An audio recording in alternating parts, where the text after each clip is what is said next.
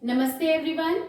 Today we are going to start with the next topic of chapter 13, Why do we fall ill? That is causes of disease. Causes of disease are divided into two categories, that is primary or immediate cause and contributory cause.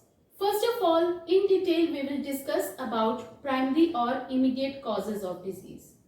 Primary or immediate causes of disease are the first level causes of occurrence of disease, and disease can occur due to following factors. These factors are divided into two categories. These are external factors and internal factors. First of all, we will discuss about the internal factors. Internal factors, it include number one, improper functioning of various body parts. What does it mean? Improper functioning of various body part means that there is some problem in the functioning of body part. For example, if there is improper functioning of heart, it causes heart disease. Improper functioning of kidney will cause kidney disease. Second, genetic disorders. Genetic disorders, in the last lecture, we have studied about the congenital disease. I told you that congenital disease are those which are inherited from one generation to the next generation. These genetic disorders, they are caused due to error, or you can say these are caused due to mutation or change in chromosome or in the gene. And genetic disorders, these are muscular dystrophy and Down syndrome. Now the next is hormonal imbalance. Different types of hormones are released by the endocrine glands in the human body. If there is improper secretion of hormone in the human body, then it will result into hormonal imbalance and it will cause one or the other disorder in the human body. For example, pancreas. Pancreas release hormone insulin. If there is low secretion of insulin, then the person will suffer from diabetes. One more example of thyroid gland. Thyroid gland release thyroid hormone. If there is low secretion of thyroid hormone, it will result into disorder known as hypothyroidism. Now the next is improper functioning of immune system. If there is improper functioning of immune system, then it causes allergy in the person. Now we will discuss about the external factors. External factors include number one, unbalanced diet. Unbalanced diet means either the person will take less nutrient, we will say the person is undernourished or malnutrition, or there will be overconsumption of the nutrients. That is known as the overnutrition. Okay, excessive nutrition. So in both cases, if there is excessive nutrients in the body, like excessive vitamin A, vitamin D, then they can cause disease. If there is less nutrients in the body, then it can also cause disease. For example, in children, marasmus disease. Next is the disease causing microorganism.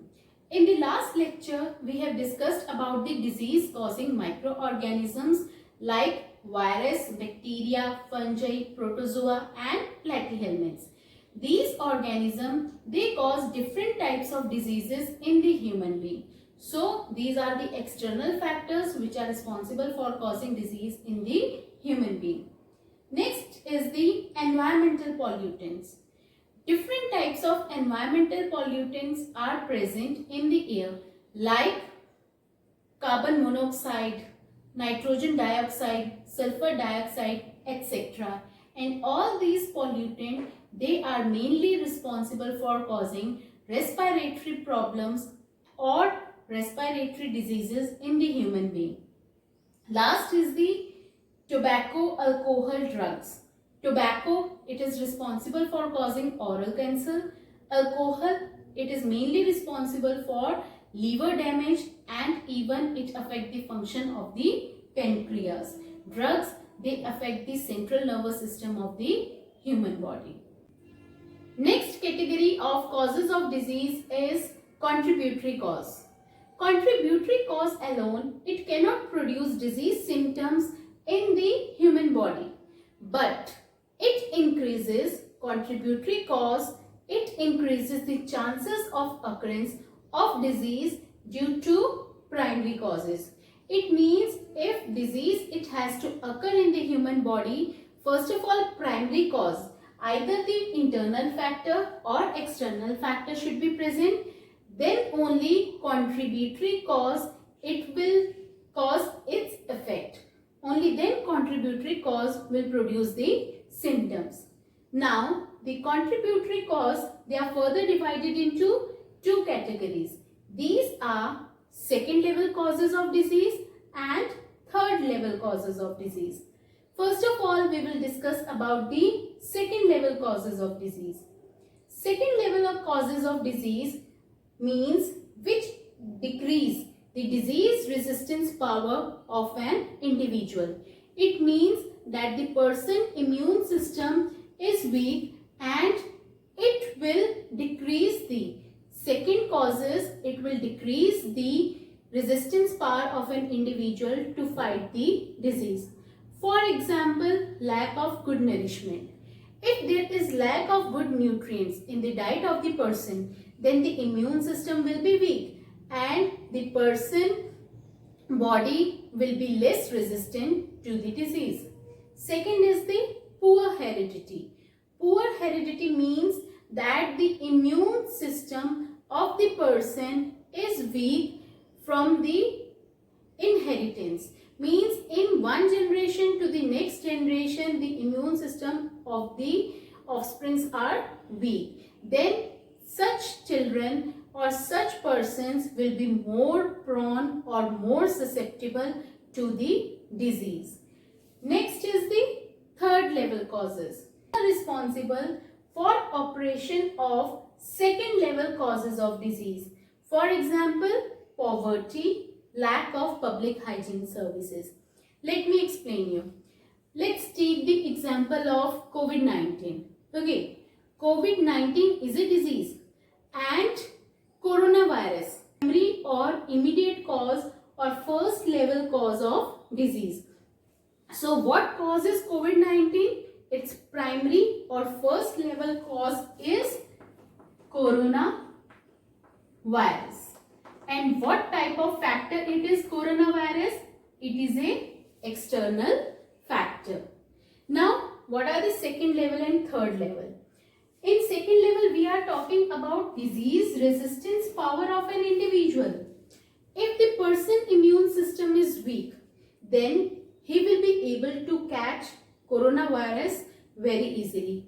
It is said that the old people and the children, okay, and the persons who are having heart disease or those who are on immunosuppressant drug. Immunosuppressant drug means persons in which kidney transplant or any organ transplant is done, they are on immunosuppressant drug. In that case, that the immune system of the person is low. It is it is less resistance to disease. So those persons, they are able to get the disease more easily. So such persons are more susceptible to disease. So if the person is having less resistance to disease, they are more prone to coronavirus.